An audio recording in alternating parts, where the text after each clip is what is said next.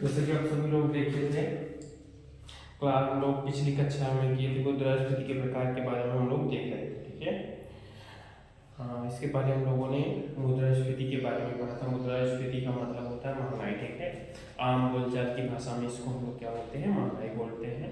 वस्तु और सेवाओं के मूल्य में लगातार बढ़ोतरी। ठीक है, जो भी लोग सामान खरीदते हैं, जो भी सेवाएं लेते हैं, ठीक है, सेवाओं में आपका जीएसटी हो गया। ठीक है, गुड्स एंड सर्विस टैक्स। ठीक है, वस्तु एवं सेवा कर। ठीक है, तो जीएसटी जो है वो भी आपका मुद्रास्फीति के अंतर्गत ही आता है। जैसे जैसे क्या होता है, महंगाई बढ़ती है, जीएसटी का रेट भी क्या हो जाता है, वो बढ़ता जाता है। ठीक है, वस्तु और सेवाओं के मूल्य में लगातार बढ़ोतरी को हम लोग क्या बोलते हैं, मुद्रास्फीति बोलते हैं। ठीक है, हम लोग का नेक्स्ट था मुद्रास्फीति के प्रकार। क्या मुद्रास्फीति के, जैसा कि आप सभी लोग जानते हैं, हम लोग यूपीपीसीएस और यूपीएससी के टारगेट बैच को कर रहे हैं 2026 के लिए।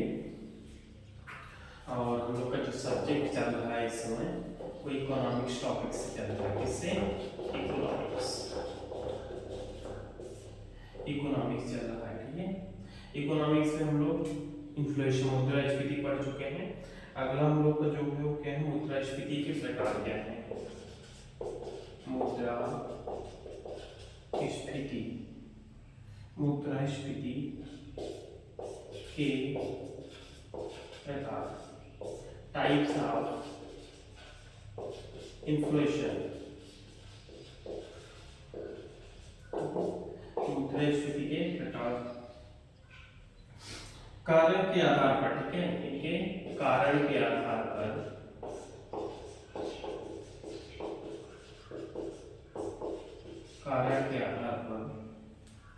तीन प्रमुख प्रकारों में विभक्त किया गया है। तीन प्रमुख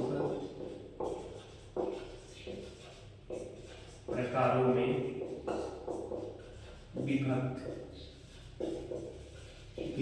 या वर्गीकृत। ठीक है, विभक्त किया गया है। फर्स्ट पे क्या है आपका, मांग। क्या है, मांग प्रेरित मुद्रास्फीति। मांग प्रेरित मुद्रास्फीति। ठीक है, सेकेंड पे है क्या, लागत प्रेरित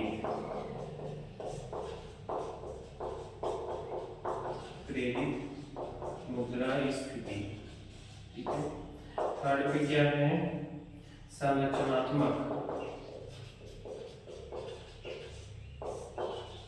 मुद्रास्फीति। ठीक है,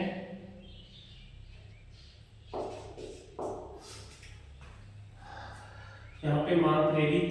ठीक है, जैसे जैसे मांग बढ़ेगी वैसे महंगाई बढ़ जाएगी। लागत, जैसे आप लोग सामान कुछ बनाते हैं, ठीक है, कोई सामान जब खरीदेंगे, जैसे जो आपके बढ़ई हैं, ठीक है, जैसे बढ़ई कुछ भी सामान खरीद के उसको बनाएंगे, ठीक है, तो उसमें लागत, जो लागत लगेगा उसको भी क्या करेंगे वो लोग ऐड करेंगे। ऐड करने के बाद उसमें जो लागत है उसके हिसाब से जो पैसा लगेगा उस हिसाब से वो लोग क्या करते हैं, महंगाई बढ़ा देते हैं। संरचनात्मक मुद्रास्फीति, ठीक है, स्ट्रक्चरल जो मुद्रास्फीति है उस पर भी जो संरचनात्मक चीजें हैं, ठीक है, उस पर भी महंगाई बढ़ता है। ठीक है, तो मांग प्रेरित मुद्रास्फीति क्या है, मांग प्रेरित मुद्रास्फीति।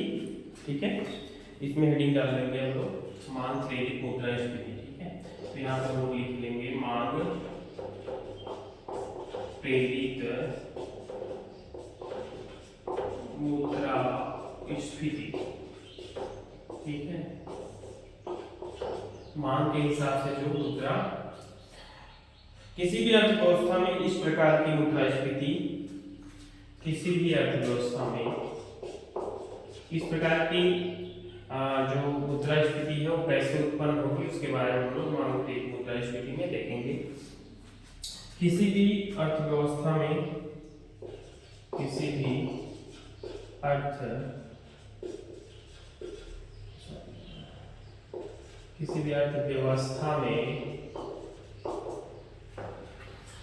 अर्थव्यवस्था में इस प्रकार की मुद्रास्फीति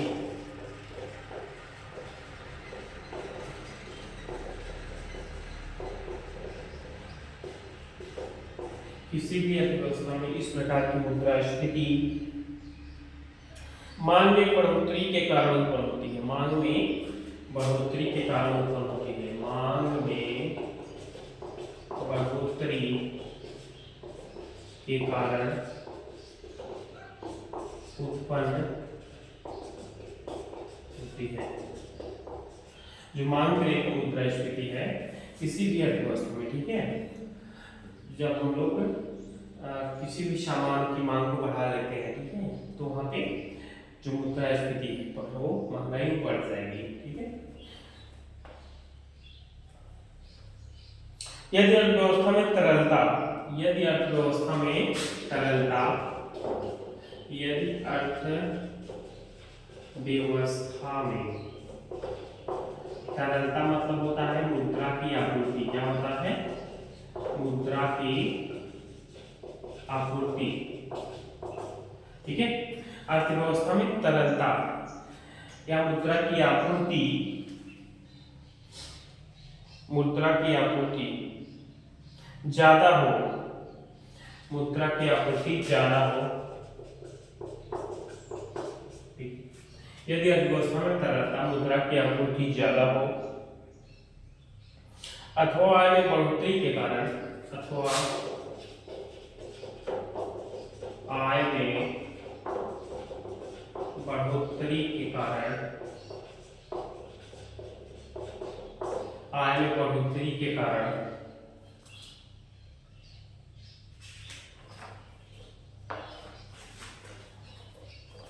के कारण पैसा अधिशेष रूप में हो।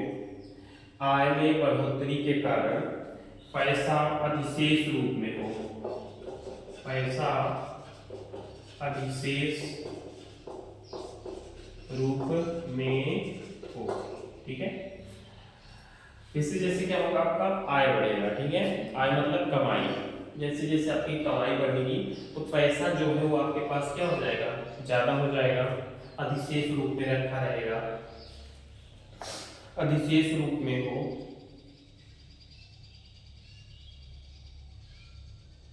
तब ऐसी स्थिति में, तब ऐसी स्थिति में,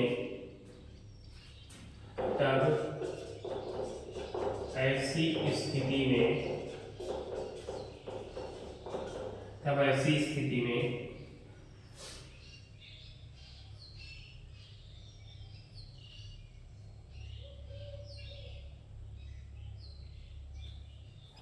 उपभोक्ता का उपभोग बढ़ जाता है, ठीक है। उपभोक्ता का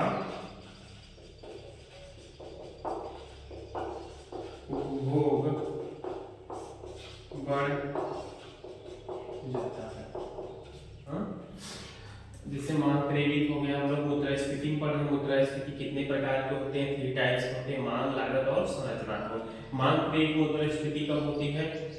जब कोई सामान है, ठीक है, उसमें जैसे हम लोगों ने पिछली कक्षा में एग्जाम्पल्स लिए थे, जैसे एप्पल आईफोन का को लेकर के, तो मांग प्रेरित यहाँ पे क्या हो रहा है, मुद्रास्फीति हो रहा है। जैसे भी आपका फोन आया है, एप्पल आईफोन 15 या 16 जो भी आया है, चूँकि मैं एप्पल ये टेस्ट अभी नहीं आता हूँ, ठीक है, तो मांग प्रेरित इसलिए मैं ज़्यादा नॉलेज नहीं रखता कि कौन सा मार्केट में आया है एप्पल आईफोन का। तो मांग प्रेरित मुद्रास्फीति जो आया है वो किसकी वजह से, अर्थव्यवस्था में जब क्या हो जाएगा, मुद्रास्फीति में मांग में बढ़ोतरी के कारण होती है, ठीक है। जैसे एप्पल आईफोन जब आया तो क्या हुआ, लोग लाइन लगा रहे हैं, ठीक है, फोन के लिए लाइन जाकर के लाइन लगा रहे हैं। अब यहाँ पे क्या हो रहा है, मांग प्रेरित मुद्रास्फीति उत्पन्न हो रही है। जैसे जो फोन है आपका वो 1.5 लाख रुपए का अप्रॉक्स है, हाँ, तो यहाँ पे और जो कंपटीटर है मार्केट में उनकी भी उपलब्धता नहीं है, एप्पल आईफोन के आगे कोई कंपटीटर नहीं है। तो मांग प्रेरित मुद्रास्फीति कंपटीटर न होने की वजह से जो है वो क्या हो रहा है, इनका जो पैसा है, ठीक है, उसमें क्या है, बहुत ज़्यादा मुद्रास्फीति में बहुत ज़्यादा उछाल आ रहा है, ठीक है। महंगाई बहुत तेजी से लोग बढ़ा दी है, जिससे मांग प्रेरित मुद्रास्फीति उत्पन्न हो रही है। और जिनके पास पैसा ज़्यादा है, ठीक है, किसी भी अर्थव्यवस्था में इस प्रकार मुद्रास्फीति मांग बढ़ोतरी के कारण उत्पन्न होती है, ठीक है। यदि अर्थव्यवस्था में मुद्रा का तेजाब अथवा आय में बढ़ोतरी के कारण पैसा शेष रूप में, तब ऐसी स्थिति में मुद्रा का उपभोग बढ़ जाता है। जैसे आपका ज़्यादा आपके पास पैसा है, ठीक है, तो आप ज़्यादा क्या करेंगे, सामान खरीदेंगे और आपके पास क्या हो जाएगा, बढ़ोतरी के कारण अधिशेष रूप में, तब ऐसी स्थिति में उपभोक्ता का उपभोग बढ़ जाता है। तो ये क्या करता है, हम पहले मुद्रास्फीति को जन्म दिखाते हैं। सेकेंड में क्या है आपका, सेकेंड में आपका लागत प्रेरित, लागत प्रेरित मुद्रा स्फीति, ठीक है।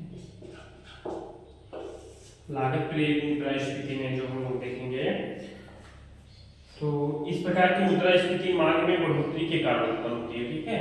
इस प्रकार की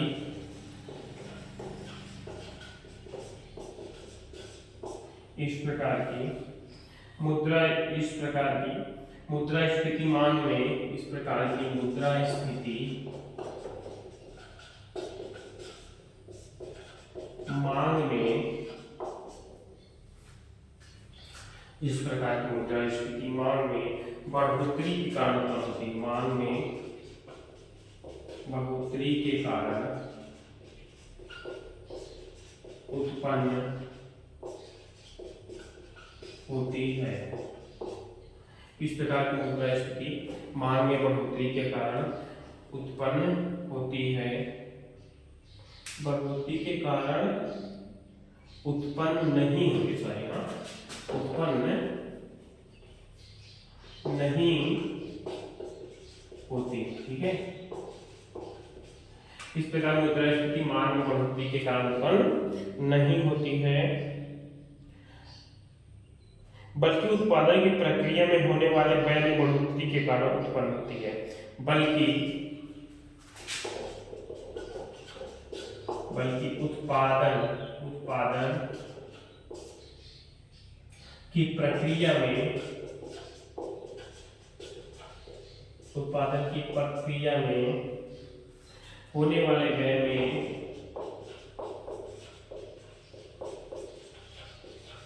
होने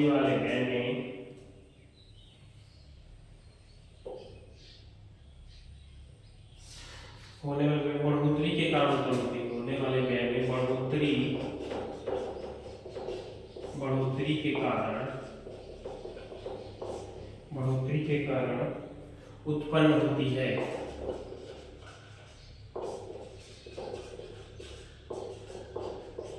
बढ़ोतरी के कारण उत्पन्न होती है, अर्थात कच्चे माल अन्य किसी प्रकार की लागत में बढ़ोतरी हो जाए, अर्थात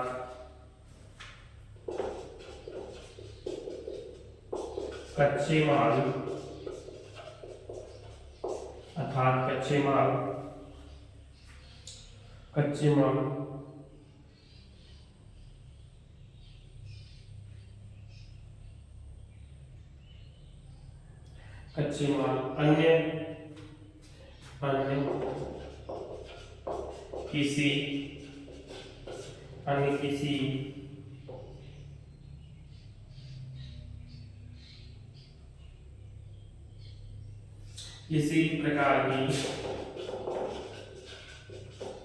किसी प्रकार की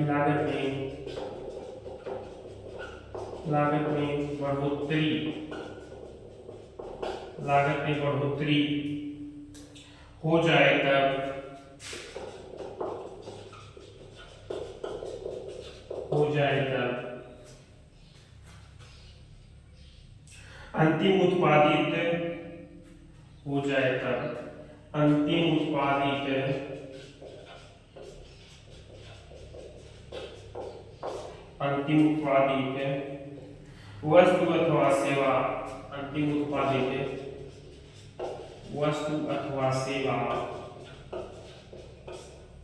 अंतिम उत्पादित वस्तु अथवा सेवा,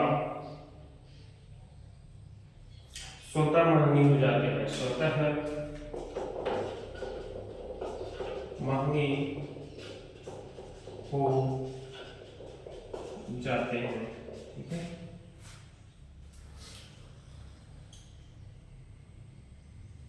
तब अंतिम उत्पादित वस्तु अथवा सेवा स्वतः महंगी हो जाते हैं। उदाहरण हम लोग देखेंगे,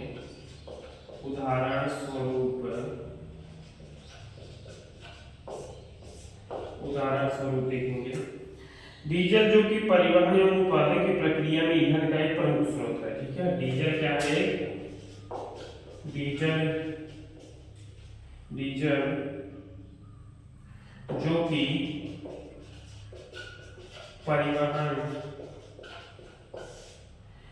जो कि परिवहन एवं उत्पादन की प्रक्रिया में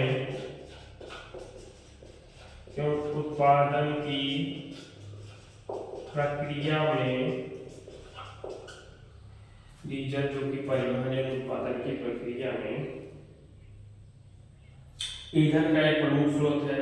उत्पादन की प्रक्रिया में ईंधन का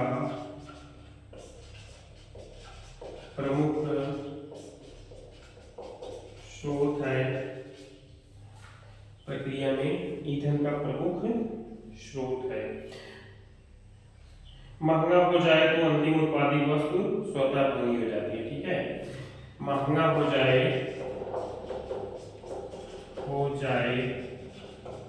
तो अंतिम उत्पादित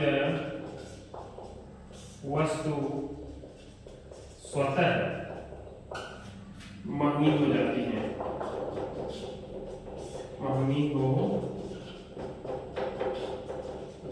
ठीक है।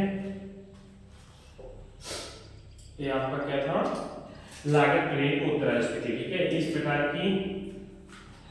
प्रकार की मुद्रास्फीति कैसे उत्पन्न होती है? इस प्रकार की मुद्रास्फीति मांग में बढ़ोतरी के कारण उत्पन्न होती है, ठीक है। मांग में बढ़ोतरी के कारण उत्पन्न होती है।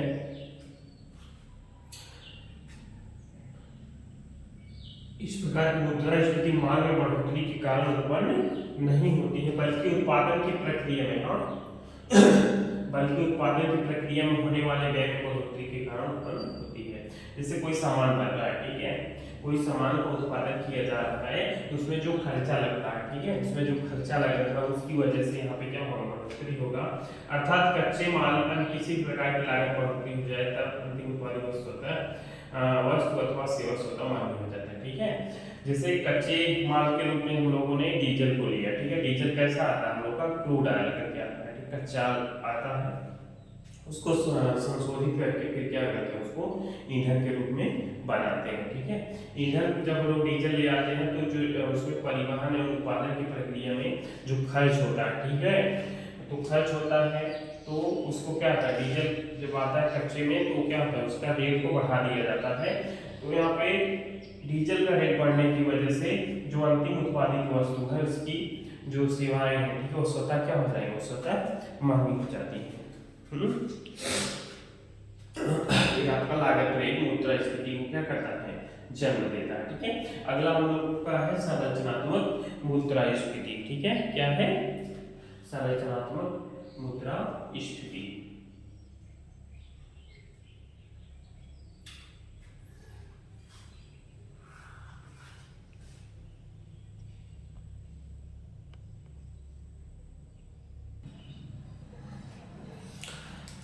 अगला आपको था संरचनात्मक मुद्रास्फीति, ठीक है। संरचनात्मक मुद्रास्फीति,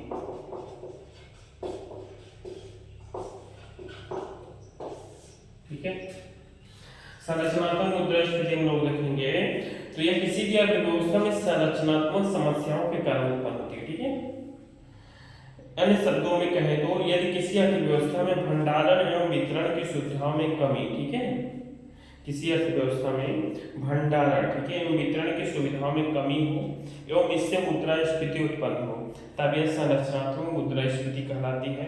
जमाखोरी, व्यावसायिक समूहीकरण, कालाबाजारी इत्यादि के कारण उत्पन्न होती है, ठीक है। जो संरचनात्मक मुद्रास्फीति होती है वो कैसे? यदि किसी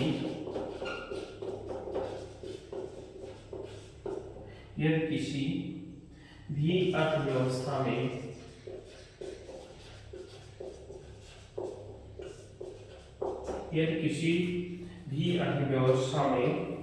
संरचनात्मक समस्याओं के कारण उत्पन्न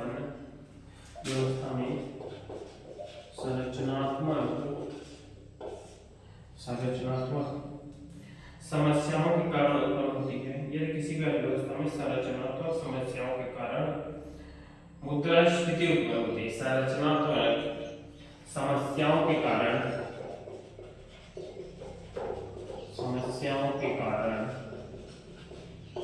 मुद्रास्फीति उत्पन्न होती है तो उसे संरचनात्मक मुद्रास्फीति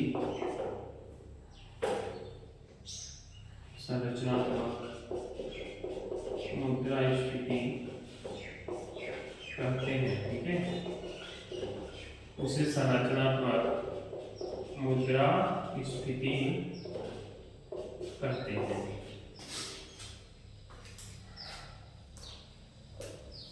अन्य शब्दों में कहा जाए, अन्य शब्दों में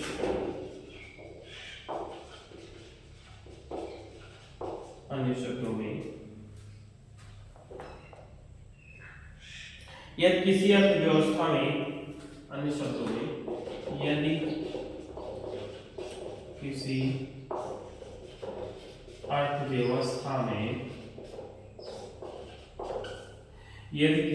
अर्थव्यवस्था में भंडारण एवं वितरण की सुविधाओं में भंडारण एवं वितरण की सुविधाओं में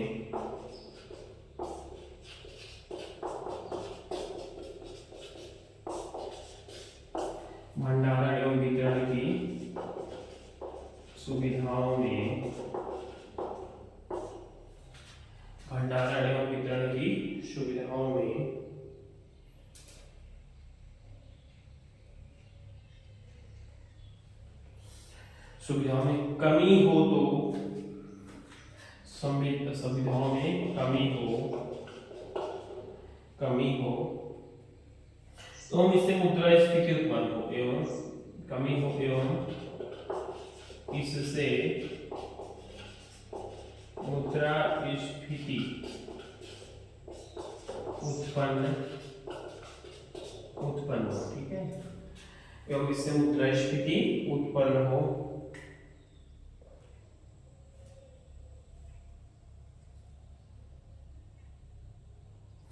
तब यह संरचनात्मक मुद्रास्फीति कहलाती है। उत्पन्न होता भी है संरचनात्मक मुद्रास्फीति कहलाती है। संरचनात्मक मुद्रास्फीति कहलाती है। जमाखोरी, व्यवसायिक समूहीकरण, जमाखोरी व्यवसायिक समूहीकरण,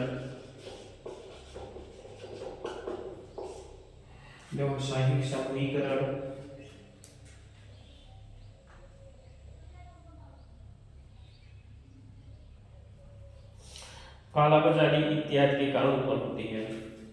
जमाखोरी, व्यवसायिक समूहीकरण, कालाबाजारी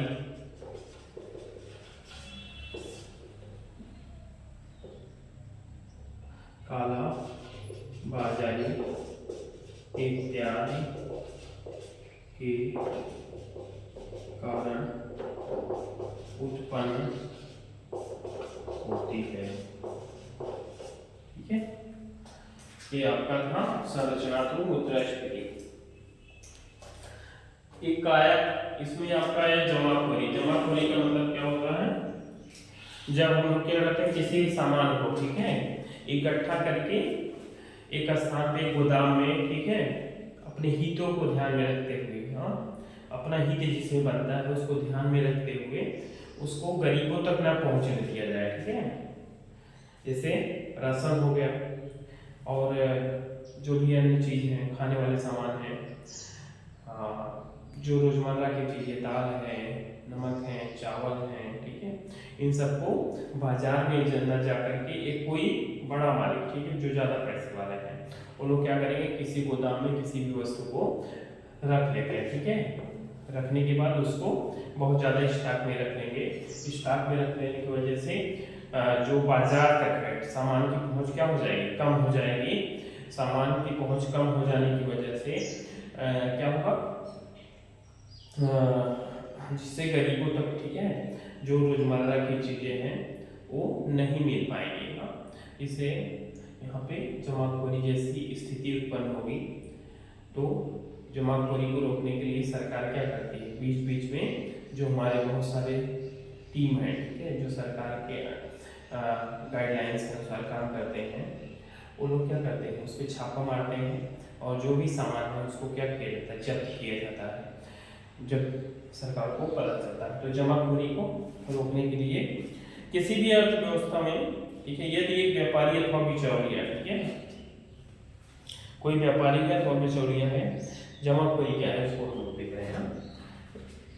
यदि एक व्यापारी अथवा बिचौलिया किसी वस्तु को उत्पादक से अधिक मात्रा में खरीद कर उसे बाजार तक न पहुंचने दे, ठीक है, बाजार तक पहुंचने न दे एवं लंबे समय तक उस वस्तु को अपने गोदाम में रख ले, हाँ, और ज्यादा समय तक अपने गोदाम में स्टॉक लगा कर उसको रख ले, जिससे बाजार में उस वस्तु की कृत्रिम कमी, ठीक है, जिस वस्तु की कमी उत्पन्न हो जाए उसे हम लोग क्या बोलते हैं, जमाखोरी बोलते हैं। एक अगला आया है हम लोग का व्यवसायिक समूहीकरण, ठीक है, व्यवसायिक समूहीकरण डालकर हम इसको लिख लेंगे, ठीक है। जमाखोरी क्या है, व्यवसायिक समूहीकरण क्या है, व्यवसायिक समूहीकरण का मतलब होता है किसी भी अर्थव्यवस्था में वस्तु एवं सेवाओं का मूल्य, ठीक है, किसी भी अर्थव्यवस्था में वस्तुओं एवं सेवाओं का मूल्य मांग एवं आपूर्ति तथा प्रतिस्पर्धा पर आधारित होता है, ठीक है। किसी भी अर्थव्यवस्था में जो वस्तु है, सेवाएं हैं, उनका जो मूल्य है वो मांग, ठीक है, मांग के हिसाब से और किस प्रकार से आपूर्ति हो रही है इस पर क्या होता है, आधारित होता है। यदि इन वस्तुओं के उत्पादन अथवा सेवा प्रदान करने वाली कंपनियां, ठीक है, जो इन सभी वस्तुओं का उत्पादन करती है, उनको पहुंचाती है आप तक, अगर ये कंपनियां क्या करें, प्रतिस्पर्धा को दरकिनार कर आपसी सहमतों से मूल्य में बढ़ोतरी कर दें, ठीक है। जैसे कंपटीटर, ठीक है, जैसे जियो जब आया क्या हुआ, जियो ने धार से क्या किया, जो डाटा था, जियो जब आया हमारा, जियो जब आया उसने डाटा के रेट को क्या किया, एकदम लो कर दिया, ठीक है। तो जो यहाँ पे आया 199 का, ठीक है, सबसे पहले उन लोगों ने 99 का स्टार्ट किया, फिर धीरे धीरे 199, फिर 299, ऐसे ऐसे क्या हुआ, बढ़ गया। तो जो अन्य कंपनियां थी, जियो जब वो बाजार में आया, ठीक है, तो अन्य कंपनियां जो थी जैसे एयरटेल हो गया आपका, वीआई हो गया, इसमें पहले वोडाफोन था, ठीक है, और का बीएसएनएल हो गया, ठीक है, ये सब कंपनियों ने क्या किया, इनका जो पहले डाटा आता था, वीआई का डाटा लेने जाते होते हैं, पहले 5 रुपए में कितना मिलता था, 20 MB या 25 MB आपको 5 रुपीज में मिल जाता था, 20 MB, ठीक है। एक आता था इतना बड़ा सा कार्ड, उसको हम लोग 5 रुपए में खरीदते थे, तो 20 MB मिलता था। तो उस हिसाब से अगर आप लोग जोड़ेंगे तो 5 रुपए का कितना था, 20 MB, ठीक है। तो जो मार्केट में जो जियो आया तो उसने क्या किया, सब कंपनियों को प्रतिस्पर्धा में क्या किया है, नीचे भाग से लाया, ठीक है, और क्या किया, रेट को सब लोगों को क्या करना पड़ा, जो अन्य कंपनियां थी एयरटेल, जियो, और इसके बाद जियो आया है, एयरटेल, वोडाफोन, बीएसएनएल, इन लोगों ने क्या किया, अपने जो रेट था एमबी का उसको क्या किया, कम किया, जिससे, लेकिन क्या जब जियो आया तो मार्केट बनाने के लिए इसने भाग से क्या किया, रेट को कम कर दिया। बाद में धीरे धीरे क्या हुआ, उन लोगों ने भी रिचार्ज जब वो मार्केट में अपना क्या बना लिया, अपना स्थान बना लिया, ठीक है, इसने जब क्या किया, अपना मार्केट में स्थान बनाया जियो ने, फिर क्या किया, डाटा को धीरे धीरे बढ़ाना शुरू कर दिया। तो अन्य कंपनियां ने क्या की, वो भी अपना डेटा बढ़ाना शुरू कर दी। तो यही क्या है, आपका व्यवसायिक समूहीकरण कहलाता है, ठीक है। यदि इन वस्तुओं को उत्पादन अथवा सेवा प्रदान करने वाली कंपनी प्रतिस्पर्धा को दरकिनार कर आपसी सहमतों, ठीक है, मूल्यों में बढ़ोतरी कर दें, तब यह व्यवसायिक समूहीकरण कहलाता है, ठीक है।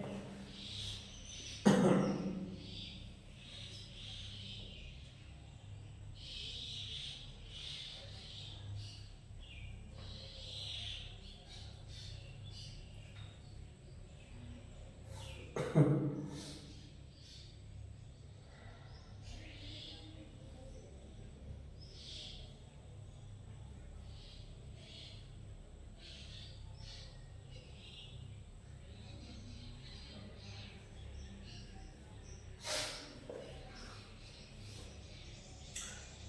हो गया आपका जमाखोरी और व्यवसायिक समीकरण हम लोगों ने देख लिया।